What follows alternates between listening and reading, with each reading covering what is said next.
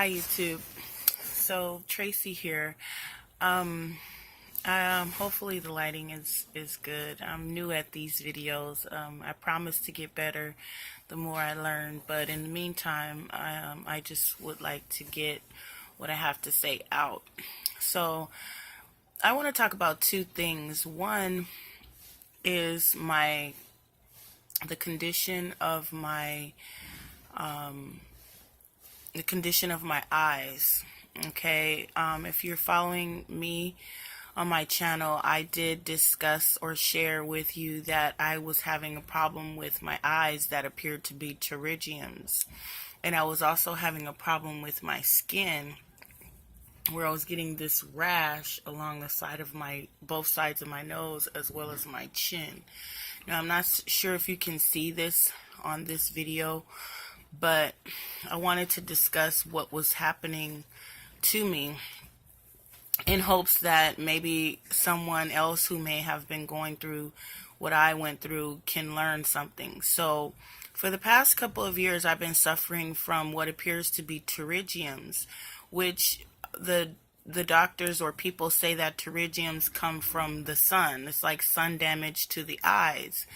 But I have reason to believe that the damage to my eyes came from looking at the cell phone a lot, because over the last couple of years at night I tend to watch things on my cell phone more than TV.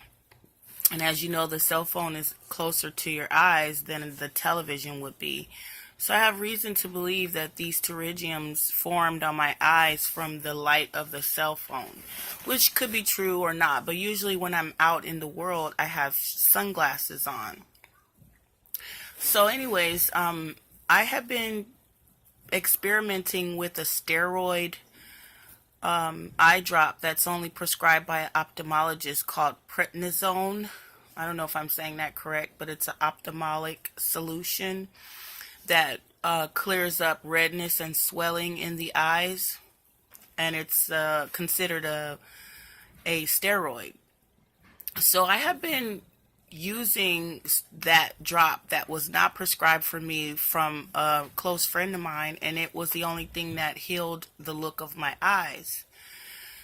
So at the time I wasn't aware that it was a steroid. So recently, when I had my trip to Huber Humphrey to see the ophthalmologist, she made it clear that the first thing she was going to do was prescribe me a steroid. And it turns out it was the Prednisone ophthalmic solution. So by her telling me that it was a steroid, I was aware, and so I was researching what may be going on with my skin along the sides of my nose and my chin, which I've been suffering from for several years. And it was revealed to me in my research that steroids can cause this. And I can't really remember the name, but it's called, I don't want to mess up the name, but the symptom is called, I can't even attempt to try to say what the name of it is, but it's a dermatitis. It's a sort of a dermatitis condition, and it comes from the use of steroids. So I do have an appointment to see the dermatologist next, and I will be able to let them know what I believe it is. Of course, they're going to do some testing to find out exactly what it is, but I have reason to believe that it is a reaction from the eye drops that I have been using steroids. Also, the redness came from using Visine or red eye drops. So when you have this condition, you have to only use Sustain eye drops or artificial tears. You're not supposed to use any type of Visine or any type of off-brand eye drops, because they will inflame the condition and make it even worse.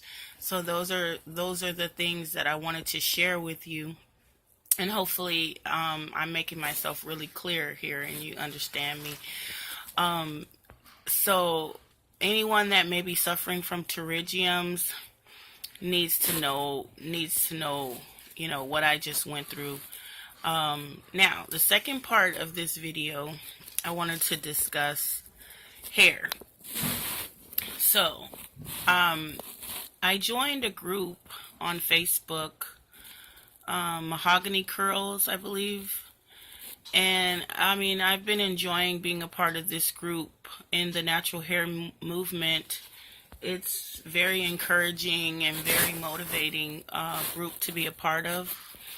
But I've been getting some questions about my hair. A couple people have asked me, did your hair grow out that length from a short tapered cut? And the answer is no.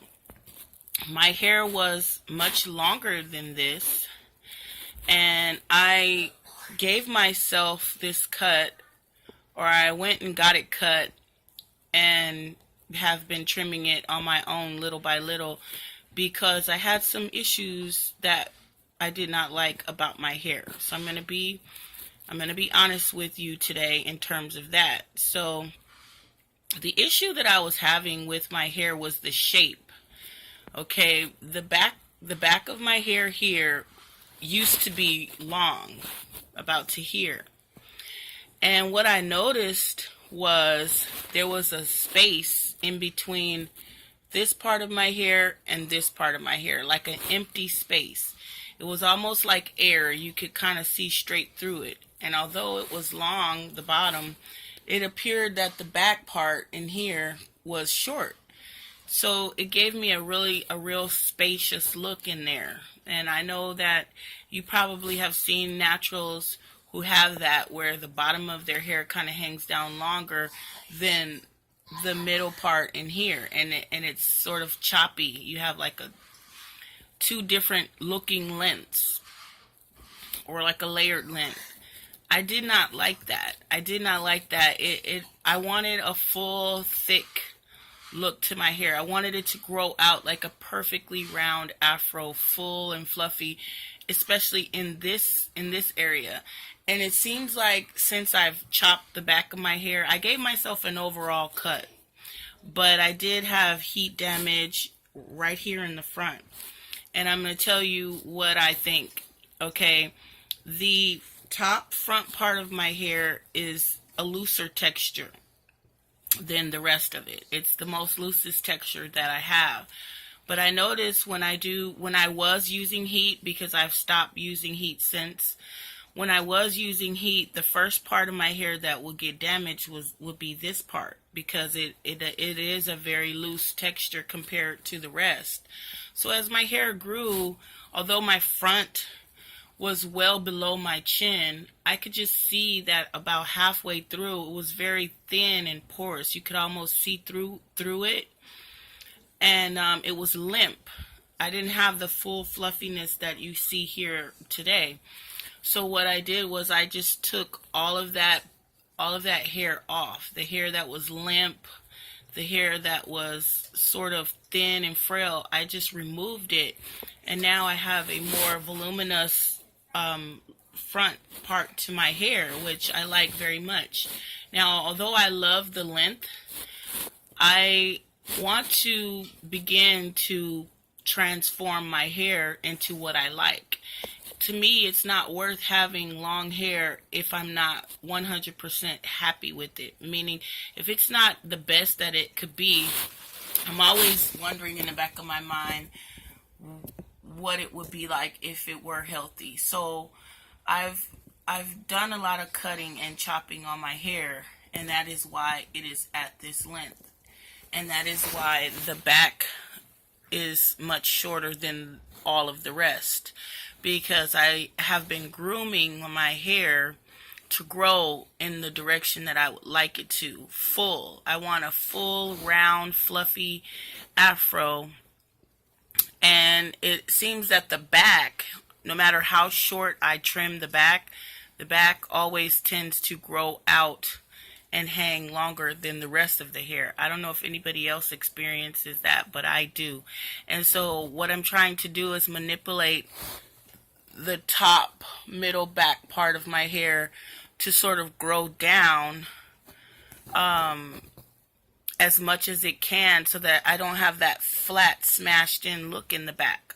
Also, the back of my hair some months ago was feeling hard.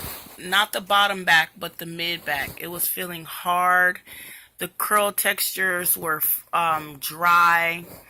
And I have reason to believe that it was heat damage. It was the way that the back part of my hair experiences heat damage, because this back middle part, it doesn't get stringy and straight, but it does get dry, coarse, brittle. It had lots of single strand knots, and I have reason to believe that that was a result of heat damage from years of using heat. And I've always cut my own hair, so I've never been able to actually cut the back properly. And so, although my hair is, to me, short, I would prefer it to be at, you know, past my shoulders right now, especially on the bottom. I was willing to make that sacrifice because I was not liking that empty space that I had in between here. It was almost like a see-through type of thing I had going on that I was not happy with. So I am on a hair journey to grow my hair. This time around, I'm trying to do it without any protective styling. And I know that sounds contrary to what everyone discusses, but I'm an avid braid wearer, and I have grown my hair out for many years wearing braids. But just the removal of the braids, I thought about it, and the removal of the braids and the detangling of the knots and stuff from removing the braids, it has to be hell on the hair. And although you grow new growth from braids or individuals, the removal of them and the clearing of your hair just seems to me to put a lot of damage on your ends and your edges. So I'm on a journey to discover how much hair growth I can retain just wearing my hair in a wash and go mostly. And see if I can retain length, or how much length I can retain over the course of maybe 6 months.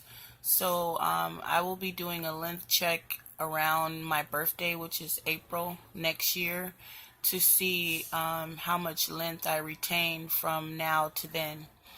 So thanks for letting me share, and I will talk to you all soon. Bye.